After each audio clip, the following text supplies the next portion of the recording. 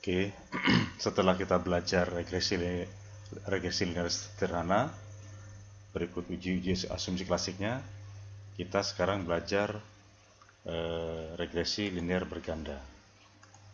Oke, kalau model regresi sederhana demikian, hanya ada satu variabel independen. Oke, di model regresi linear berganda itu ada dua variabel independen, lebih dari satu. Ya, ini tambah berapa tambah x bn kalikan xn. Oke. Oke. Nah, untuk contoh kita hanya menggunakan dua variabel independen, yaitu IQ dan tinggi badan. Oke, data sudah kita siapkan ketika kita melakukan latihan model regresi linear sederhana. Oke, ini datanya. Oke, caranya sama saja, cuma nanti kita ada asumsi klasik yang tidak dilakukan di uji regresi linear sederhana, yaitu uji multikolonialitas. Ya. Oke. Pertama kita lakukan analyze regression linear, masukkan nilai IP sebagai variabel dependen, IQ dan tinggi badan. Oke. Kita akan melakukan uji multikolonialitas. Oke.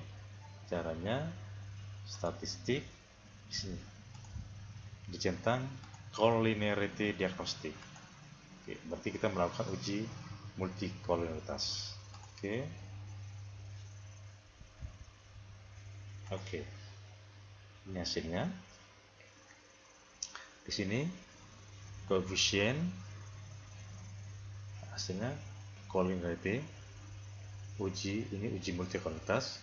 Di sini ada hasil persamaan regresinya, IP sama dengan min 3,58 kalikan 0,025 kalikan IQ ditambah 0,004 kalikan tinggi badan. IP sama dengan min 3,58 ditambah 0,05 kalikan IQ ditambah 0,04 kalikan tinggi badan.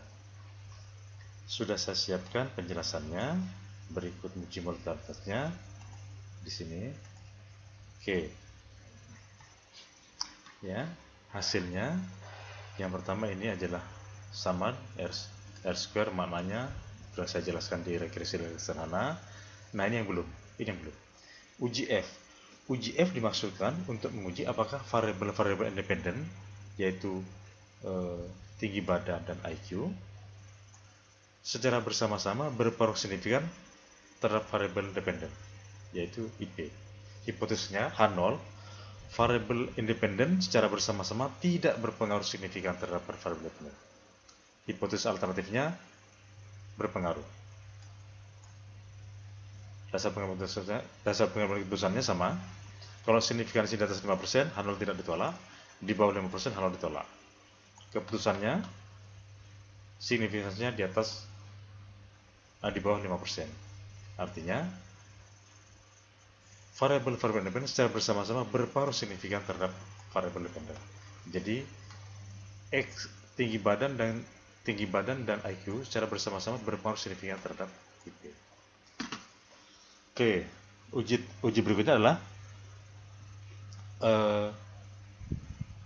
uji T. Sama dengan regresi sederhana.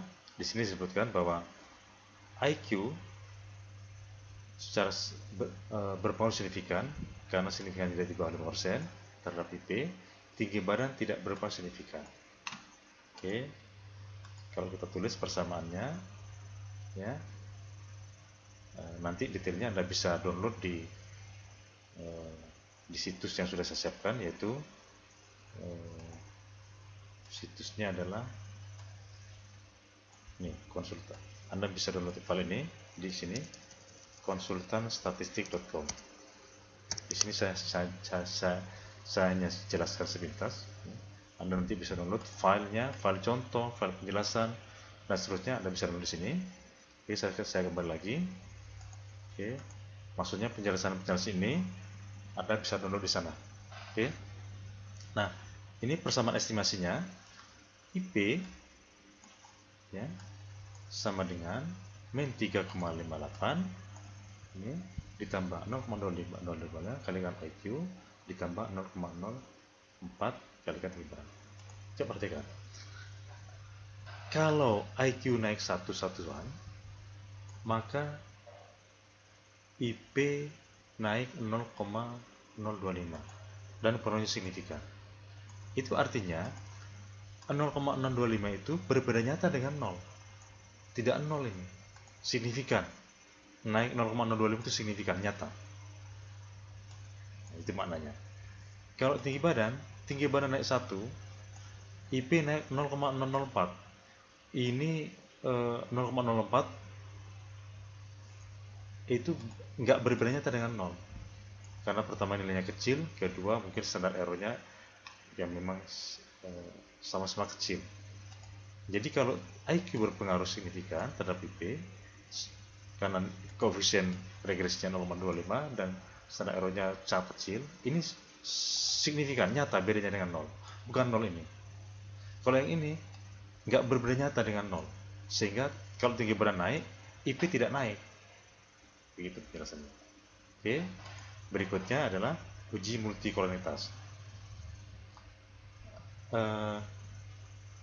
Di sini multikolonitas Anda bisa baca di sana. Cara mengujinya adalah kalau nilai toleransi lebih dari 0,1 dan VF kurang dari 10, maka tidak terjadi multikolonitas. Multikolonitas adalah korelasi yang kuat antara regresi variabel bebas, yaitu IQ dan tinggi badan. Itu apakah terjadi hubungan korelasi yang kuat atau tidak? Ternyata di sini berdasarkan nilai ini tidak terjadi multikolonitas. Penjelasan lainnya bisa dilihat dengan cara melihat koefisien korelasinya, tapi nanti di video berikut, di video yang lain. Oke, sementara itu untuk analisis regresi berganda, uji asumsi klasik,